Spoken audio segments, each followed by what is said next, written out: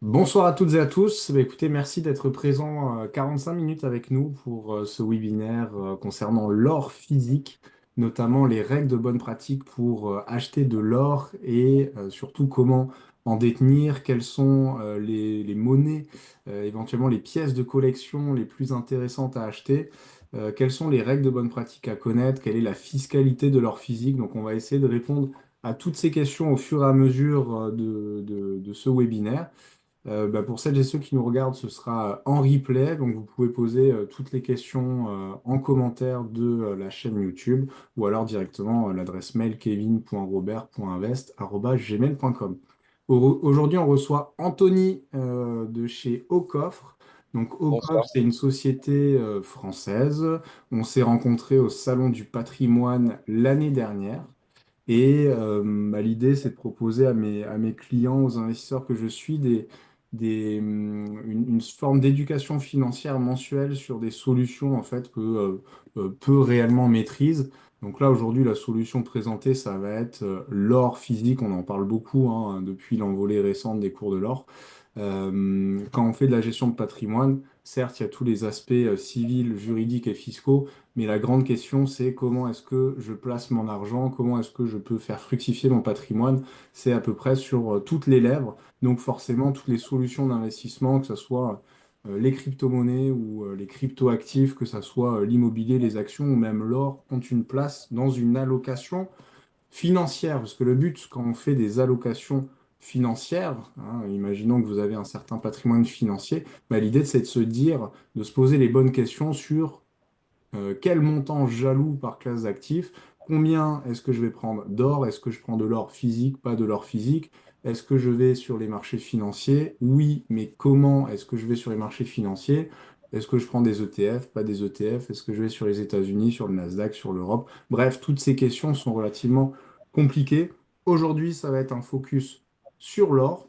Anthony, est-ce que tu peux juste nous faire un petit récap sur les 10 dernières années, l'évolution du cours de l'or et surtout nous expliquer pourquoi est-ce que d'un coup on s'intéresse à nouveau à cet actif qui avait quand même un petit peu végété dans les années 80-90.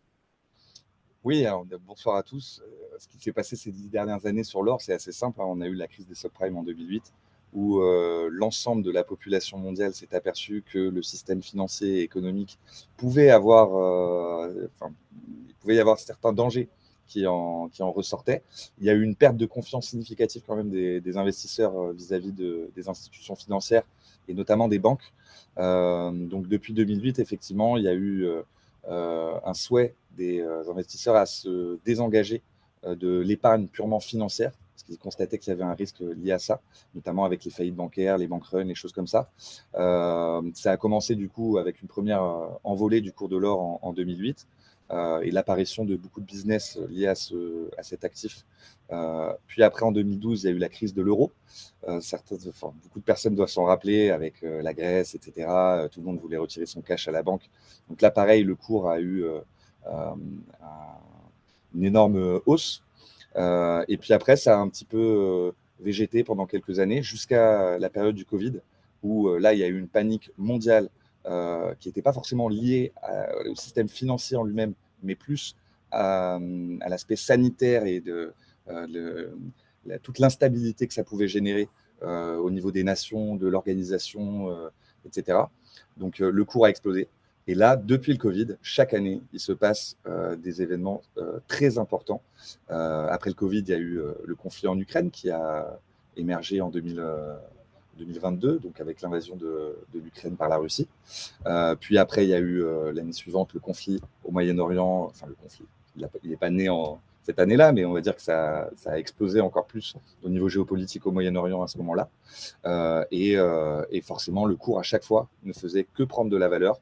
On a eu aussi des petits épisodes quand même dont on ne se souvient pas forcément, mais qui sont significatifs par rapport au cours de l'or. C'est la faillite de certaines banques régionales aux États-Unis, les banques Hmm. de la Silicon Valley, etc., où c'est l'État américain qui a dû prendre le relais pour sauver les épargnants, et le Crédit Suisse aussi, qui a fait faillite il n'y a pas très longtemps. Et là, pareil, c'est l'État suisse qui a dû prendre le relais.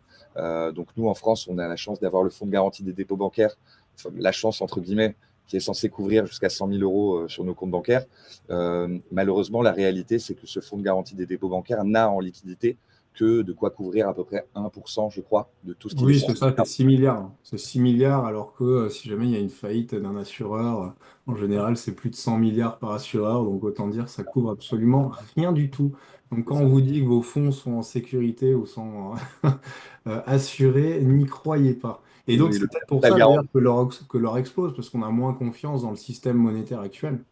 Totalement, absolument. Bah, ça, plus l'inflation, plus vraiment l'instabilité géopolitique, forcément, ça donne alors de belles perspectives, un bel historique là, sur ces dernières années. L'année dernière, c'est quand même 30% de hausse.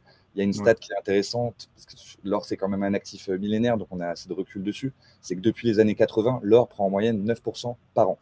Donc ça ne veut pas dire que chaque année, c'est 9% garanti, mais il y a des années Oui, où c'est l'or va ça. prendre 2%, il va 9%. perdre un 9. peu. C'est OK. ça. Ouais, c'est OK. J'avais pas la stat, mais c'est 9% par an, mais il me semble que depuis 2000, c'est un peu plus. Ouais, c'est ça. Ouais, et depuis 2008, ça s'est même accentué. L'année dernière, c'est 30%. Donc, sur un Hmm. actif qui est censé être défensif, 30% sur un an, c'est quand même révélateur d'une conjoncture plutôt instable. Donc, voilà.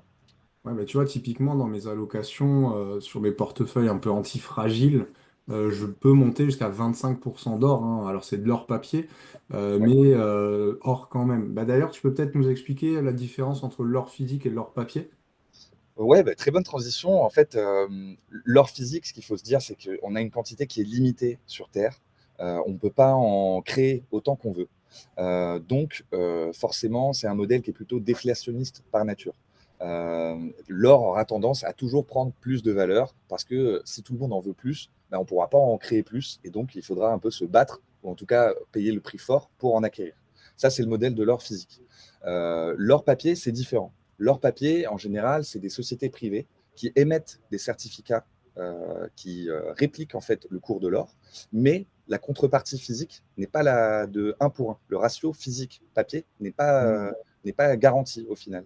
En général, avec les produits dérivés, etc., liés à l'or papier, le ratio est de 1 gramme physique pour couvrir 200, voire 300 grammes papier. Ouais. C'est Donc, toute ça, l'arnaque un peu à l'or papier. totalement, parce que là, du coup, l'or papier, contrairement à l'or physique, on peut en émettre autant qu'on veut. Hmm. Le problème, c'est que si tout le monde demande à récupérer son or en même temps, il n'y en aura pas assez pour tout le monde. Donc, à un moment donné, quelqu'un va être lésé. Et en général, celui qui est lésé, c'est celui qui a placé son épargne dans le support en question. C'est pour ça que Ouais, mais, le. Oui. alors dis-moi si je me trompe, mais si par exemple on investit sur de l'or papier, logiquement c'est juste censé répliquer le cours de l'or physique. Il y a pas un achat qui est produit par la maison de gestion. Ben, ouais, après, tout dépend ce pourquoi on investit dans l'or. Si on investit dans l'or juste pour couvrir des positions à court terme, Hmm. pour sécuriser des opérations vraiment à très court terme et rentrer, sortir, comme il y a beaucoup de traders qui le font quand ils partent en vacances, bah, ils se positionnent sur l'or pour se dire, bon, c'est censé être un actif qui ne va pas faire moins 15 dans le mois. Là, pourquoi pas? Si on investit dans l'or pour transmettre, pour sauvegarder et pour protéger son patrimoine sur la Hmm. durée, là, à mes yeux, il n'y a que l'or physique qui compte. L'or physique, c'est la Bien dette sûr. de personne. C'est comment dire, c'est un peu sur le même principe d'ailleurs que le Bitcoin. C'est décentralisé. Il n'y a pas une banque centrale, il n'y a pas un fonds ou une institution financière qui décide des règles de l'or au final. Donc, c'est tout l'intérêt d'en avoir. Et ça, c'est possible qu'avec l'or physique. Ouais, et autre point important, c'est la fiscalité. Souvent, enfin, on parle, c'est le grand sujet du moment, hein, c'est la fiscalité. Sur de l'or papier, en fait, c'est la fiscalité de, par exemple, de l'assurance vie, ça va être la fiscalité du compte titre. Donc, soit la flat tax, soit prélèvements sociaux, plus un petit peu, on peut monter à 24,2% sur l'assurance vie et sur le compte titre, c'est 30% sur la plus-value. Par contre, en détention directe, j'ai une purge de la plus-value au bout de 22 ans, c'est ça? C'est ça. Alors, sur l'or physique, il y a différents types de taxes qui s'appliquent. Sans rentrer trop dans le détail, en gros, il y a trois grandes catégories fiscales, mais on va en retenir plutôt deux. Il y a la catégorie fiscale des métaux précieux. Donc ça concerne tout ce qui est lingots et pièces démonétisées, donc les pièces qui n'ont Hmm. plus cours légal.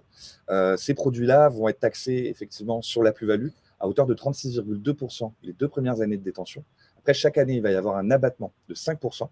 et au bout de 22 ans, une totale exonération. Ça, c'est si on est capable de prouver la date d'achat, le prix d'achat, avec une facture nominative, que les produits soient bien sous scellés, etc. Donc, c'est le cas quand on investit via un professionnel comme au coffre.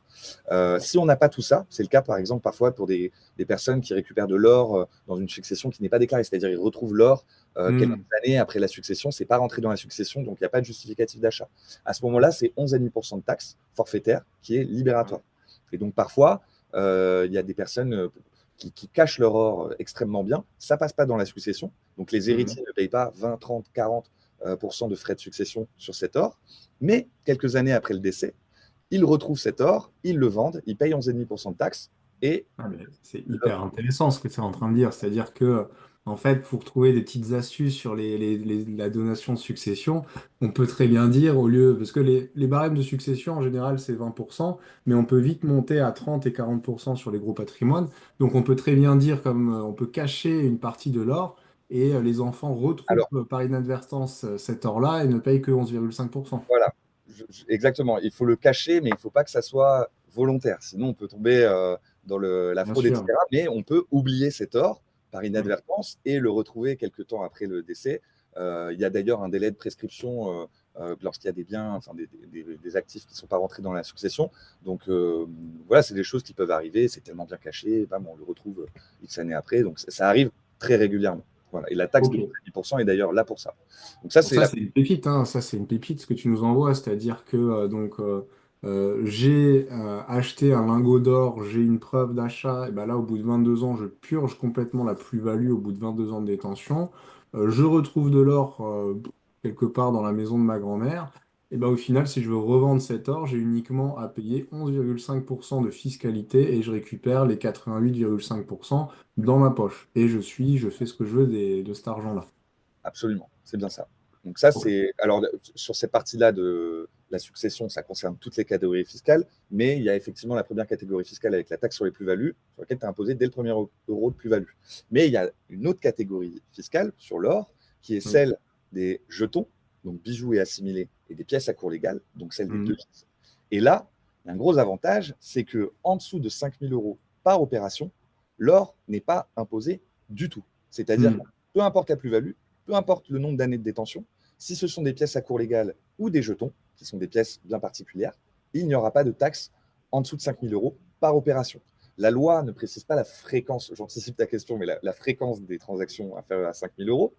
Nous, on invite nos clients à espacer les transactions de 5 000 euros de 30 jours pour en fait être en Ok. mesure de prouver sa bonne foi en cas de contrôle. Parce qu'on pourrait se dire, bah, je vais faire 5 000 euros tous les jours pendant 300 jours. Mais Hmm. en cas de contrôle fiscal, là, ça peut s'apparenter à un abus de droit et ça va être difficile de prouver sa bonne foi. Donc, si on fait 5 000 euros par mois, normalement, on est censé être tranquille.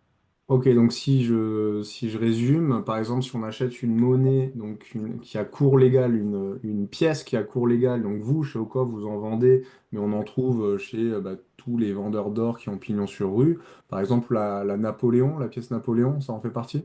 Non, ça, c'est une pièce démonétisée parce que c'est des Non? francs et donc les francs n'ont plus cours légal aujourd'hui.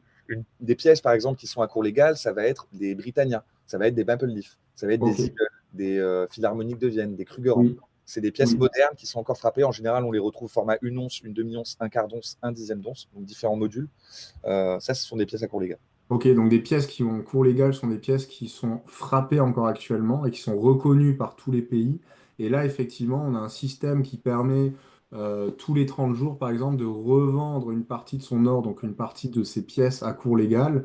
Et il est accepté, par exemple, qu'on le fasse 12 fois dans l'année. Et si à chaque fois on a moins de 5 000 € de plus-value par transaction, eh ben, on ne paye aucune fiscalité. C'est bien ça? Alors, c'est pas 5 000 euros de plus-value, c'est 5 000 euros sur le produit de la vente globale. Ok, 5 000 € sur le produit de la vente. Mais bon, 5 000 fois 12, ça fait déjà 60 000 €. Absolument. Ok, Donc, on peut vendre 60 000 euros d'or par an sans n'avoir eu à payer de taxes ni à l'achat, parce que l'or n'est pas taxé à l'achat, il n'y a pas de TVA, ni à la détention, plus d'ISF, ni à la revente. alors, il n'y a pas d'ISF. C'est pas ça Il n'y fait a pas plus partie de d'ISF la. aujourd'hui, donc l'or à la détention n'est pas taxé en Oui. soi. Donc voilà, ce qui était le cas autrefois, ça rentrait dans l'enveloppe globale, ce qui n'est plus le cas aujourd'hui. Sauf s'ils nous remettent l'impôt sur la fortune improductive et que l'or tombe en plein milieu. Éventuellement, effectivement, mais personnellement, j'y crois peu. Mais effectivement. Et justement, tu as parlé d'achat, vous par exemple, quand on achète des pièces à cours légal ou des lingots via au coffre, il n'y a pas de frais à l'achat? Si, nous, justement, le modèle de coffre, ça va être d'avoir des commissions à l'achat, 0,5% du montant investi, et des Ouais, commissions à la revente, 3%. Donc, nous, d'accord. notre business model, en fait, on a fait le choix d'avoir justement des commissions à l'achat et des commissions à la vente pour être transparent sur les frais qu'on applique, Mhm. contrairement à beaucoup d'autres modèles de marchands d'or qui, eux, vont plutôt appliquer ce qu'on appelle un spread, donc un écart entre le prix d'achat et le prix de vente. Ils vont Ok. miroiter le frais qui n'a pas de commission, mais en fait, la commission, c'est la différence entre le prix auquel vous achetez et le prix auquel vous vendez. Sur Ocoff, c'est différent. Vous achetez à un prix, mais Hmm. si vous voulez revendre votre produit, vous pouvez le revendre 5 minutes après au même prix. Pourquoi? Parce que sur Ocoff, vous avez Ocoff déjà qui peut acheter et vendre. Donc vous avez un professionnel qui peut acheter et vendre, donc qui vous garantit une certaine liquidité. Mais vous avez aussi un accès à un marché secondaire où vous pouvez acheter et vendre auprès d'autres investisseurs. Donc Oui, légalement, on ne peut très pas dire que c'est intéressant. un marketplace, mais par contre, on peut considérer ça comme un marché vraiment secondaire où les clients peuvent positionner des ordres d'achat, des ordres de vente au prix que eux veulent. Et nous, on est simplement l'intermédiaire, le courtier qui sécurise les transactions et qui prend ses commissions à l'achat et ses commissions à la vente. Ouais, c'est ce qu'on appelle un livre d'achat et un livre de vente. En fait, un peu comme pour les crypto-monnaies, on va sur Binance, je vends mon Bitcoin, il y a un acheteur en face, c'est parfait. C'est Vous ça. avez créé une marketplace pour l'or physique. Donc, souvent, on me pose la question, mais comment on fait pour la revente? Bah là, en fait, vous avez répondu à ce point de frottement. Bah, très simplement, on sait combien ça coûte à l'entrée, à la sortie. Et il y a également des primes, tu me disais, lorsque le marché s'emballe, par exemple pendant le Covid, les monnaies qui avaient cours légal se revendaient sur notre marché secondaire parfois 40% plus cher que leur vraie valeur. Absolument. Là, c'est très intéressant le principe de prime qui n'est pas forcément facile à comprendre au début. Mais en gros, ce qu'il faut se dire, c'est que l'or, le cours de l'or, c'est une valeur internationale, mais c'est la valeur de l'or papier, de la valeur de la matière première. Quand on veut avoir du physique, en plus de la valeur du cours de l'or, on va avoir des frais qui peuvent s'appliquer, mais qui correspondent aux frais de production, aux coûts logistiques pour Hmm. acheminer les produits, etc., etc., et pour arriver à un produit fini qu'on va pouvoir introduire sur le marché, le marché où on peut s'acheter auprès des particuliers. D'accord?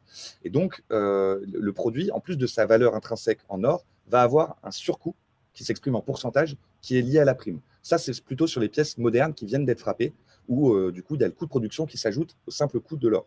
Et sur certaines pièces, notamment les 20 francs Napoléon, qui sont des pièces anciennes, qui elles ne sont plus frappées aujourd'hui, la prime va être le reflet du rapport de force qu'il peut y avoir entre l'offre et la demande. Ouais. C'est-à-dire que cette prime, donc ce surcoût en pourcentage qui va s'appliquer, va fluctuer en fonction de l'offre et la demande. Et ce qu'on constate, nous, c'est que quand on est sur un marché vendeur, quand le cours est haut, par exemple, et que tout le monde veut vendre son or, qu'il y a peu d'acheteurs en face, bah, la prime va avoir tendance à baisser, à se rapprocher beaucoup du cours de l'or pour motiver les acheteurs à acheter Hmm. à un prix qui est proche de celui du cours de l'or. Et à l'inverse, dans un marché acheteur, quand tout le monde veut acheter de l'or et que personne ne veut en vendre, parce que Covid, tout le monde a peur, tout le monde veut sécuriser son épargne dans l'or, tout le monde veut en acheter, personne ne veut en vendre. À ce moment-là, les vendeurs qui sont prêts à en vendre se disent bah, moi, je veux bien vendre, par contre, je ne vais pas vendre au cours de l'or, ni à 10% au-dessus du cours de l'or, mais plutôt à 20, 30, Hmm. 40% au-dessus du cours de l'or. Et là, l'acheteur, s'il est vraiment prêt à sécuriser son épargne dans l'or, soit il paye le prix, soit il n'a pas d'or. Et la prime devient un levier de performance supplémentaire indépendamment du cours de l'or. Ouais, ça c'est hyper intéressant. C'est-à-dire, C'est bon, hyper intéressant. on peut jouer au trader fou, c'est peut-être pas le but, mais en tout cas, ça permet en phase de marché un petit peu complexe de dire, OK, j'ai une pièce qui vaut 1000, le cours de l'or est à 1000, eh bien, je peux la revendre 1400, tout simplement parce qu'il y a une demande supplémentaire. Ce que on ne pourrait pas faire avec de l'or papier, par exemple. Absolument. Ce qu'on ne peut pas faire avec des lingots non plus. C'est pour ça que nous, on ne vend pas de lingots, parce que Hmm. le lingot va simplement répliquer le cours de l'or. Euh, Ah, et, d'accord. par exemple, pour te donner un exemple vraiment concret, pendant le Covid, euh, rappelle-toi, tout se casse la figure. Marché Hmm. en panique, etc., gros stress. À ce moment-là, le cours de l'or papier, enfin le cours de l'or international, mais de l'or papier particulièrement, se casse la figure aussi.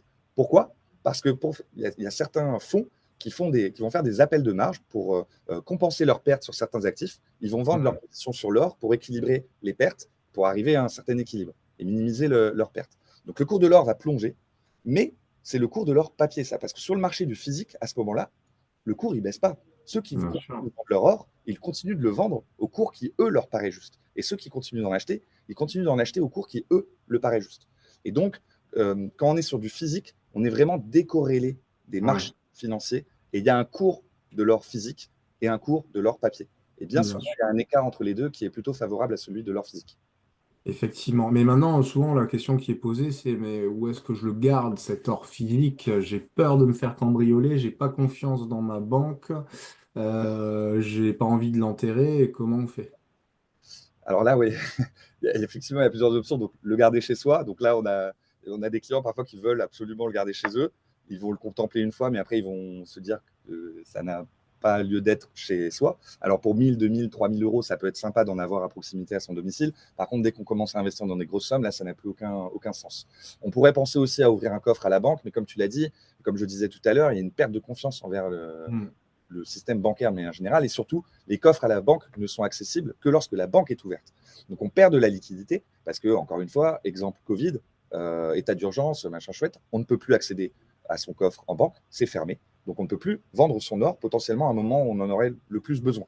Et oui. Et donc, c'est pour ça qu'il y a des plateformes comme la nôtre. On n'est pas les seuls à faire ça, mais nous, on le fait plutôt bien depuis 15 ans maintenant.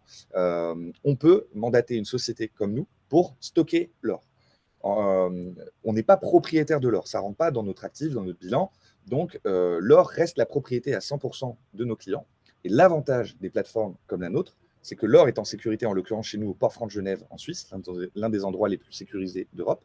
Et le gros avantage, c'est en termes de liquidité. Parce que depuis son canapé, on peut acheter et vendre son or sans se déplacer, au final. Et sans qu'il y ait besoin Et sans d'avoir surcoût? une ouverte. Sans surcoût supplémentaire? Sans Mis à surcoût. part le 0,5 à l'entrée et le 3 à la sortie? Exactement. Ça fait partie du service. Alors, sur le stockage, je vais y venir un peu plus tard, mais le fait d'acheter et de vendre, ça, la plateforme est faite comme ça, c'est une plateforme en ligne. Donc, au final, on n'a pas besoin de se rencontrer, etc. Par contre, effectivement, sur le stockage, là, nous, on conserve quand même 7 tonnes d'or et 100 tonnes d'argent. Donc, ça représente, je dirais, environ 700 millions d'euros sous gestion pour nos clients. Donc, tout ça, ça a un coût qui est assez énorme pour nous en termes d'assurance, etc. Donc, nos clients, quand ils ont de l'or chez nous, ils ont deux options qui s'offrent à eux. Soit ils payent des frais de garde tous les mois. Donc, en fonction du poids d'or qu'ils ont dans leur coffre, ils vont payer des frais de garde. Les Bon, frais de garde, un kilo, c'est combien? en frais de garde, Ouais, 1 kilo, c'est simple, c'est 10 tranches de 100 grammes, parce que nous, on raisonne en tranches de poids. ouais, Donc, en l'occurrence, 1 kilo d'or à conserver, ça coûte, par notre intermédiaire, 50 euros par mois de ok. frais de stockage et d'assurance. Donc le kilo d'or, là, pour rappel, on est à combien? 70 000? On est à 85 000 euros, là, le kilo d'or. 85. Oh, punaise, je suis plus à jour. Et on a battu encore un record aujourd'hui, je crois, sur le cours. Donc effectivement, 50 euros par an par mois pardon, pour stocker cet or, l'assurer, etc. et bénéficier de tous les services autour au coffre. Ça, c'est le régime de base. Il y a une deuxième option après qui s'offre à nos clients, c'est ce qu'on appelle le LSP, pour le service premium. C'est une formule en fait d'abonnement, mais sans engagement. Les clients peuvent arrêter à tout moment, qui permet en fait de ne pas payer les frais de garde si le client s'engage chaque mois à investir un petit peu dans l'or ou dans l'argent. Et Oui, donc, ça peut être 100 euros par mois.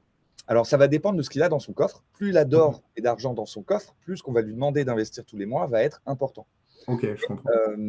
L'avantage pour le client, c'est que ça le force à investir un petit peu pour faire comme du DCA, tu sais, de dollar cost Mm, averaging, donc le fait bien sûr. d'investir tous les mois pour lisser les points d'achat et avoir un cours qui s'équilibre, on profite des baisses, on profite des hausses. Donc ça, c'est intéressant. Et nous, vu que le client se réengage chaque mois, on part du Ouais. principe qu'il est loyal et fidèle envers nous, et donc on lui offre les frais de garde. L'avantage Ok. aussi, c'est que ça permet d'avoir une plateforme qui est toujours dynamique et un bon équilibre entre les acheteurs et les vendeurs. C'est-à-dire que même sur un marché vendeur, quand le cours est très haut, tout le monde veut vendre son or, mais il y aura toujours des acheteurs chaque mois qui auront besoin d'acheter pour valider leur LSP et pour ne pas payer les frais de garde. Donc il y aura Ouais, toujours ouais, un tout à bon fait. équilibre. Ceux qui veulent vendre ne seront jamais bloqués en termes de liquidité parce qu'il y aura toujours chaque mois un certain nombre de clients qui vont devoir continuer d'acheter pour ne pas payer les frais de garde. Voilà. Et bah, autre question, entre lingots, lingotin, pièces à cours légal, on choisit quoi du coup? Parce que c'est vrai qu'on est un peu perdu quand on démarre l'investissement dans l'or physique. Ouais, alors nous déjà, les lingots, vous en trouverez pas sur Ah, Ocoff. On n'aime pas ce produit. Même les lingotins, les Ah, petits déjà, lingots. c'est dur à trouver de manière générale. Le lingot est quand même plutôt rare. Ouais, alors, on fait du lingot d'1 kilo, mais en fait, ça va vraiment être dédié à des professionnels qui ont 1 million à poser sur la table et des lingots d'1 kilo. La fiscalité, ils s'en fichent parce que pour les professionnels, ils passent à l'IS, leur plus-value, donc c'est encore différent. Ok. Et sur des gros montants, un lingot d'1 kilo à 85 000 euros, bon, ça permet quand même de fractionner son investissement. Pour Oui, les parce qu'on peut, particuliers, on peut placer la trésorerie d'entreprise dans l'or physique, il faut le savoir. ouais. Mais du coup, ouais, pour les particuliers, nous, on déconseille les lingots, même les petits lingots, parce que c'est très facilement falsifiable. On peut très facilement reproduire des faux lingots, notamment même des lingots d'1 kilo qu'on peut fourrer au tungstène avec un métal qui a la même densité que l'or, mais qui n'a pas Ouais. du tout la même valeur. Donc, nous, les lingots, on les évite. On se focus uniquement sur les pièces à cours légal, D'accord. jetons et pièces démonétisées. Il y a plusieurs types de pièces. Il y a des pièces réserve de valeur. Donc, les pièces à cours légal en sont de très bonnes pièces de réserve de valeur. Donc, ce n'est pas des pièces qui vont avoir un effet de prime, ce que je disais tout à l'heure, très important en période de crise, mais c'est des pièces qui vont vraiment maintenir une valeur sur la durée et qui vont D'accord. rester corrélées au cours de l'or en lui-même. Il y a les Ok, pièces donc, entreprises après, donc des pièces type 20 francs Napoléon. Euh, et pour répondre à ta question vraiment plus concrètement et aller droit au but, euh, les pièces, c'est ce qui est le plus intéressant sur la fiscalité, sur la liquidité, mais aussi parce que ça permet de fractionner son investissement sur des bien petites sûr. coupures. Si on a Hmm. 100 000 euros à investir dans l'or, c'est stupide d'investir dans un lingot d'1 kilo parce que le Hmm. jour où on a besoin que de débloquer 15 000 ou 20 000 euros, ben on sera obligé de vendre le lingot d'1 kilo qui potentiellement sera très cher. On aura besoin de vendre plus d'or que nécessaire. Quand on investit dans les pièces, on peut acheter des petites pièces à 500 euros, des petites pièces à 300 euros et avoir des petites coupures. Et il y a une image que j'aime bien utiliser auprès des clients, c'est que comme lorsqu'on va retirer des sous à la banque, si on veut 3 000 euros en espèces, on ne va pas retirer des billets de 500 ou des billets de 200. On va plutôt retirer des billets de 20, des billets de 50, parce que c'est plus facilement monnayable. On peut plus facilement l'utiliser au final dans la vie de tous les jours. Les Et commerçants l'acceptent. voilà, les commerçants l'acceptent. Exactement. C'est vrai que le billet de 500, en général, on nous prend pour un gangster. Ouais, voilà. Ok, et par rapport aux différentes pièces en circulation, parce que bah, on a bien compris maintenant que faut plutôt aller vers les pièces à cours légal. Est-ce que certaines sont mieux que d'autres? Comment est-ce qu'on définit Alors l'utilité de ces pièces? là, pareil, tout va dépendre de la stratégie d'investissement de la personne qui investit dans l'or. Quelqu'un qui va être là sur du moyen terme, effectivement, il aura moyen terme, quand je parle de moyen terme sur l'or, c'est entre 5 et 10 ans, on va dire. Quelqu'un qui va être sur du moyen terme sur l'or, il aura plutôt intérêt effectivement à se focaliser sur des pièces à cours légal. D'une part, avec la fiscalité qui est avantageuse, il n'a pas besoin d'attendre 22 ans pour ne plus avoir de taxes, et d'autre part, parce que c'est des pièces qui sont très liquides, qui se revendent très bien, etc. etc. Quelqu'un qui va investir dans l'or pour préparer la transmission de son patrimoine ou qui va être dans l'or pour, comment dire, sur le très long terme, donc Mhm. une période de plus de 15 ans, 20 ans. Il ne D'accord. va pas investir dans le même type de pièces. Quelqu'un qui est là pour le très long terme, moi, je peux lui proposer, par exemple, d'investir dans des 20 francs Napoléon, qui sont des pièces démonétisées, donc qui sont imposées, qui sont taxées sur la plus-value dès le premier euro de plus-value, mais qui sont des pièces qui sont emblématiques sur le marché français et Alors, juste rappelle-nous démonétiser la différence entre cours démonétisées. légal et démonétisé et la fiscalité. Cours légal, ça veut dire que la pièce a une valeur faciale dont la devise qui est utilisée sur la valeur faciale est toujours utilisée aujourd'hui par Mhm. l'État qui produit la pièce. Ok. Démonétisé, ça veut dire que la pièce n'a plus cours légal, donc on ne peut plus utiliser la pièce pour sa valeur faciale. Le 20 francs Napoléon, par exemple, c'est des francs. Aujourd'hui, on utilise les euros. Le franc a été démonétisé. Donc toutes les Mhm. pièces en francs sont démonétisées. On ne peut plus les utiliser comme un moyen de paiement. Ok. Les pièces à cours légal, elles, par exemple, nous, on frappe nos propres pièces. On a un accord avec la Nouvelle-Zélande qui nous permet d'apposer une valeur faciale en dollars néo-zélandais sur nos pièces. Le dollar néo-zélandais est toujours utilisé aujourd'hui comme un moyen de paiement. Et donc, le fait d'avoir cette valeur faciale sur la pièce, cette devise, la pièce n'est pas considérée comme juste de l'or, elle est considérée comme une devise. Et comme lorsqu'on fait du change de devise dans des bureaux de change, on ne paye pas de taxes. Et donc, cette pièce-là, à cours légal, on ne paye pas de taxes lorsqu'on revend pour moins de 5 000 euros par Ah opération. voilà, pour moins de 5 000 euros. Voilà. Par Voilà. contre, les pièces démonétisées, là, on a les 11,5%. Si on n'a pas de justificatif d'achat, si on a Si une on n'a pas facture le d'achat, là, on paye la taxe sur les plus-values. Donc, il faut Ok, qu'on ait réalisé une plus-value. Et si on a réalisé une plus-value, on paye sur la plus-value 36,2% les 2 premières années de détention, ensuite 5% de moins par an, et au bout de 22 ans, zéro plus rien. taxe. Voilà. Ok. C'est pour ça que Ouais, sur bah, le c'est très la long petite terme, subtilité. c'est ça, sur le très long terme, ces pièces-là, Si on investit dans l'or, c'est de l'argent qu'on n'a pas besoin, on veut le sécuriser pour dans 20 ans, et au final, autant acheter ces pièces-là, parce que c'est des pièces qui ont été frappées au 19e siècle, donc certaines ont presque 200 ans. C'est des pièces qui sont emblématiques, même dans 400 ans, 500 ans, en plus de leur valeur en or, potentiellement, elles pourront avoir une valeur historique. Donc en plus de l'aspect purement or, il y a aussi un aspect collection, un aspect affectif qu'on peut avoir envers ces pièces. Donc sur le long Ok. terme, c'est des pièces qui Donc, se valorisent extrêmement bien. donc, si j'ai plus de 15-20 ans devant moi, je vais plutôt aller sur des pièces démonétisées. Si j'ai une vision peut-être plus moyen terme, limite spéculative, là, je vais sur des pièces à cours légal. Parce que en moment un petit peu compliqué sur le marché, il y a cette notion de prime, je peux peut-être revendre un petit peu plus cher. Donc, ça prend, ça a du sens. Parfait, c'est parfaitement résumé. Et pareil, après, en fonction du budget, Ouais. il va y avoir différentes coupures. Donc, si on a un gros montant à investir, bah, on va plutôt se diriger sur des pièces d'une once, donc 31 grammes 10, qui valent à peu près Ouais. 700 euros. Si on a un plus petit budget, bah, il vaudra mieux fractionner avec des plus petites coupures, des pièces d'un quart d'once, environ 730 euros, ou des 20 francs Napoléon, environ 530 euros. Ok. Et souvent, on oppose l'or et l'argent. Quel est ton avis là-dessus? Plutôt or, plutôt argent? Alors, très bonne question. Ces deux métaux qui sont corrélés un petit peu les uns aux autres, mais qui ont pourtant rien à voir. L'or, son principal intérêt, c'est d'être utilisé dans la bijouterie. D'accord. Mhm. Mais au-delà de la bijouterie, dont le marché est très important en Inde. En Inde, le secteur de la bijouterie sur l'or est énorme. C'est ça aussi qui porte beaucoup le cours de l'or. Mais au-delà de ça, c'est beaucoup plus utilisé comme réserve de valeur par les banques centrales. La France a 2500 tonnes d'or en réserve. On est sûr de ça? Ouais, Qui a vérifié? on est censé les avoir. Les États-Unis en ont beaucoup, la Russie qui est producteur d'or en a aussi beaucoup, la Chine également. Et donc les pays, leur crédibilité pour lever de la dette, c'est aussi les réserves d'or qu'elles peuvent avoir dans leur réserve de change. Euh, donc l'or a cet intérêt-là, c'est aussi utilisé dans l'électronique, mais beaucoup moins que ne l'est l'argent. L'argent, Mhm. c'est avant tout un métal industriel. C'est pour ça que quand on investit dans l'argent, sur des lingots d'argent, il y a de la TVA, 20% de TVA, parce que c'est un métal qui est industriel. Le principal intérêt de l'argent, c'est qu'il est utilisé dans l'électronique, dans le photovoltaïque, dans des choses comme ça. Donc il y a vraiment un besoin industriel qui fait, qui lui donne de la valeur au final. C'est un excellent conducteur aussi. C'est un excellent conducteur. Propriété pour le courant électrique assez incroyable. C'est ça, c'est un excellent conducteur. Donc aujourd'hui, c'est l'utilité première de l'argent. Mais pendant longtemps, quand il y avait le franc en France, il y avait le franc or et il y avait le Mhm. franc argent. Donc il y avait un rapport, un ratio entre l'or et l'argent qui était à peu près de, si je ne dis pas de bêtises, de 1 pour 7, quelque chose comme ça. C'est-à-dire qu'il fallait 7 fois la valeur de l'argent pour avoir la valeur de l'or. D'accord. Aujourd'hui, le ratio entre l'or et l'argent est totalement différent. On est sur un ratio de 1 pour 80. C'est-à-dire qu'il faut 80 fois la valeur de l'argent pour avoir la valeur de l'or. Et il n'y Donc, aura pas un effet de rattrapage à un moment? eh ben justement, c'est là où l'argent est un investissement quand même un petit peu plus spéculatif que l'or, c'est qu'il y a un énorme rattrapage à faire. Et c'est pour ça, nous, on a des clients qui sont full investis sur l'argent parce qu'ils considèrent que l'argent aujourd'hui est trop peu cher par rapport Mhm. à la valeur de l'or historiquement.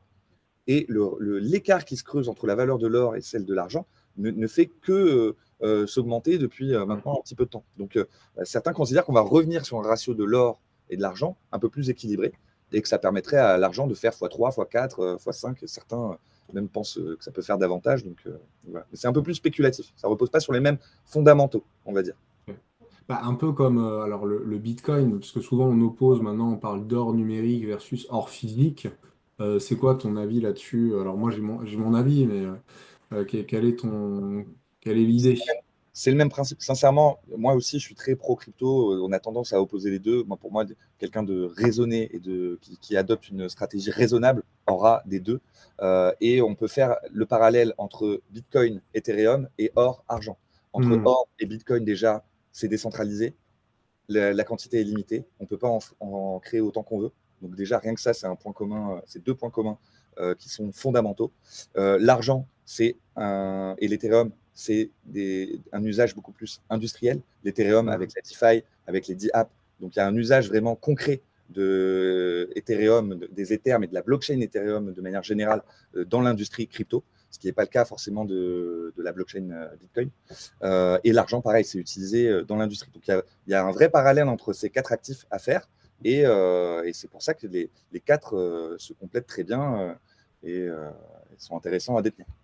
Ouais, on dit souvent dans une allocation antifragile, il faut un rapport de 1 pour, je crois que c'est 1 pour 15.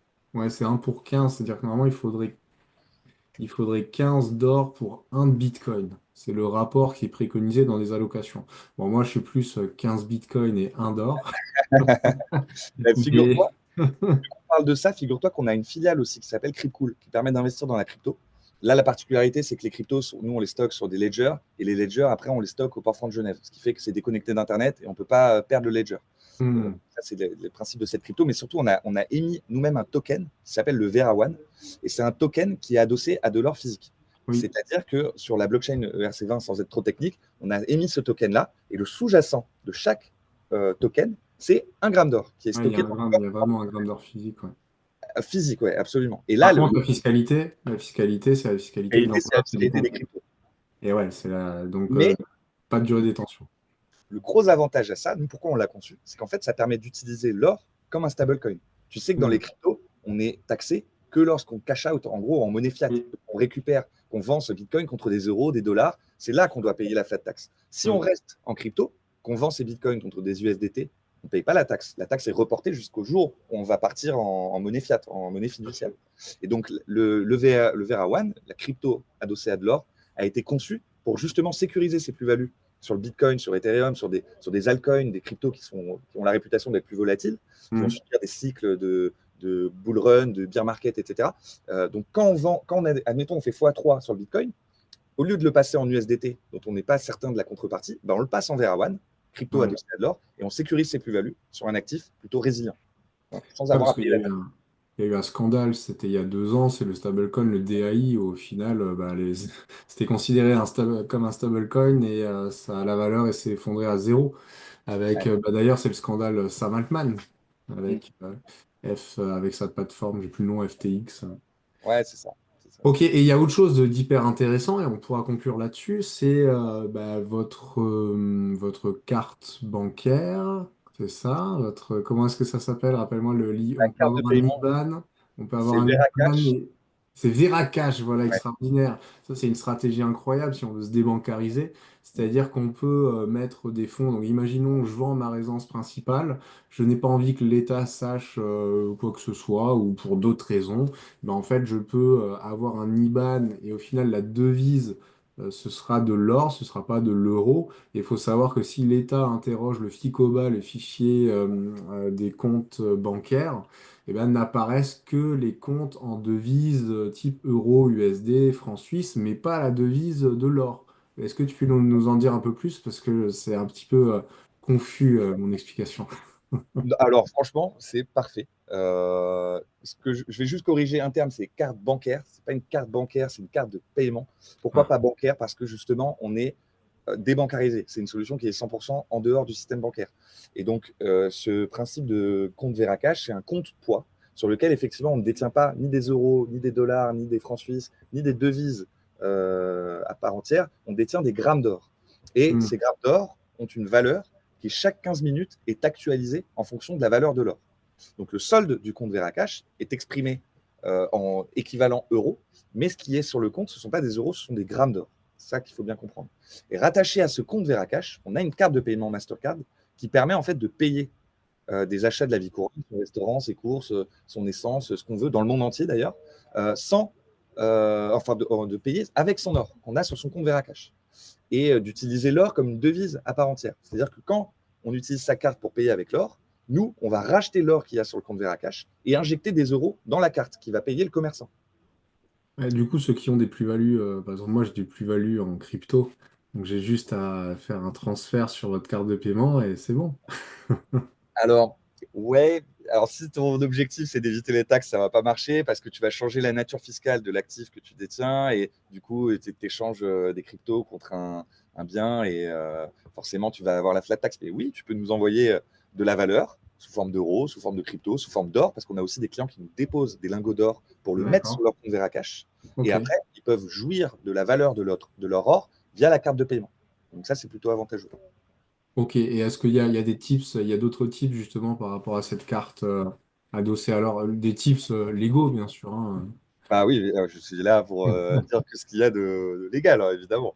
Mais des tips, non, c'est juste que, comme ce que je disais tout à l'heure, en fait, quand on retrouve de l'or qui n'est pas rentré dans la succession, on peut décider d'aller juste le vendre, payer 11,5% de taxes et récupérer des euros sur son compte bancaire. Mais Ok. si ce n'est pas forcément des euros dont on a besoin, justement, la Veracash, c'est intéressant parce qu'on peut m'apporter cet or, je vais purger les 11,5% de taxes et je vais remettre de l'or sur le compte Veracash et ça va rester adossé à de l'or. Donc ça va continuer Ouais. à prendre de la valeur. Mais je peux le dépenser quand je veux. Et je peux le dépenser comme je veux avec des opérations, même de 1 euro, on peut payer sa baguette de pain avec de l'or. Et c'est toujours du physique.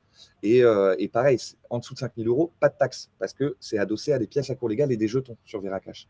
Ouais, Donc là, bah, par pareil. exemple, ceux qui ont des gros comptes courants, tu vois, typiquement, j'ai des clients assez âgés qui ont des comptes courants supérieurs à 100 000 euros. Bah, au lieu que l'argent végète sur un compte courant, pourquoi ne pas adosser ce compte courant à de l'or? Et au moins, c'est Clairement. une forme de protection patrimoniale. C'est ça. Ce qu'il faut se dire, c'est qu'au coffre, ce dont on a parlé au début, c'est plutôt adapté à de la thésaurisation. Donc le fait Hmm. d'accumuler de l'or sur le temps long, là où Veracash, c'est plus, il y a plus d'intérêt pour dans un objectif de débancarisation. Donc Ok. utiliser l'or comme une devise à part entière et pouvoir bénéficier d'un moyen de paiement qui permet de payer avec son or. Donc les deux sont Oui. très complémentaires. Veracash, c'est le compte courant adossé à de l'or. Là où Hmm. au coffre, ça va plutôt être un compte à terme, ce genre de choses adossé à de l'or. Voilà. Oui, parce qu'on s'extrait de deux risques. On s'extrait du risque de faillite de l'émetteur, donc de faillite de la banque. On ne s'expose plus au risque de la devise, hein. Imaginons que l'euro s'écroule, et ben, au final, on n'a pas ce risque. Et que l'État, un jour, saisisse l'ensemble des liquidités sur les comptes. Bah là, avec cette carte adossée à l'or, on Ça ne sera pas s'extrait de ce possible. risque-là. Ça sera pas possible. Après, nos auditeurs, je pense, à leur place, je me poserai une question, c'est mais qu'est-ce qui me protège du risque de haut coffre à qui je confie Oui, mon or? Et bien alors sûr. là, du coup, j'ai la réponse qui est faite parce qu'on me la pose souvent. Nous, justement, en fait, on a plusieurs niveaux de contrôle pour s'assurer, et je terminerai là-dessus, pour s'assurer que l'or est bien dans nos coffres. Donc déjà, on a nos propres équipes logistiques qui vérifient que l'or est là. Et surtout, on mandate une société qui s'appelle ALS Sécurité chaque année, qui sont spécialisés dans l'audit de coffres à la banque pour les métaux précieux, etc., qui viennent vérifier que ce qu'on a dans nos coffres correspond bien à ce qu'on a sur les comptes de nos clients. Et on a Hmm. aussi une association de membres clients de coffre qui s'appelle l'AMUAC, qui compte 2000 membres aujourd'hui, qui viennent chaque année dans nos coffres auditer les auditeurs. Oui. C'est-à-dire que ceux qui nous auditent sont contrôlés par nos propres clients. Et il y a les rapports d'audit qui sont publiés sur le site, qui sont publics, que tout le monde peut voir pour vérifier que l'or est bel et bien là. On ouvre les coffres d'ailleurs. Alors il y a des frais, mais les coffres sont ouverts pour nos clients s'ils veulent voir leur or, s'il y Et avait en plus. typiquement, si je vais chez toi pour 250 euros, il me semble, je peux aller voir mon petit coffre et voir que mes 10 lingots sont toujours là. Absolument, c'est tout à fait possible. Ouais. Extraordinaire. Ben écoute, Anthony, merci pour toutes ces réponses.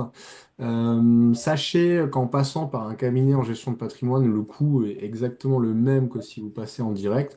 Nous, l'avantage de passer par nous, c'est qu'il y a un conseil supplémentaire, mais en tout cas, vous pouvez très bien passer en direct par au coffre. Il n'y a aucune problématique par rapport à ça. Il y a tout un parcours de conseil, hein. Vous conseillez les investisseurs pour savoir quel type de pièces acheter. Moi, le conseil, ça va plutôt être dans une allocation globale, quelle part justement l'or doit-il représenter par rapport aux objectifs patrimoniaux et par rapport justement au profil de risque de l'investisseur. S'il y a des questions, ben, vous pourrez me les envoyer par mail. Vous avez tous mon mail et pour celles et ceux qui regardent le replay, mon mail est juste en dessous. Donc je répondrai aux questions. Si elles sont plus techniques, Anthony, je te les enverrai et puis ben, tu me transféreras la réponse. Merci pour votre écoute. Merci Anthony, Kevin merci pour d'être l'invitation. intervenu À bientôt. et bah, à bientôt, bonne soirée.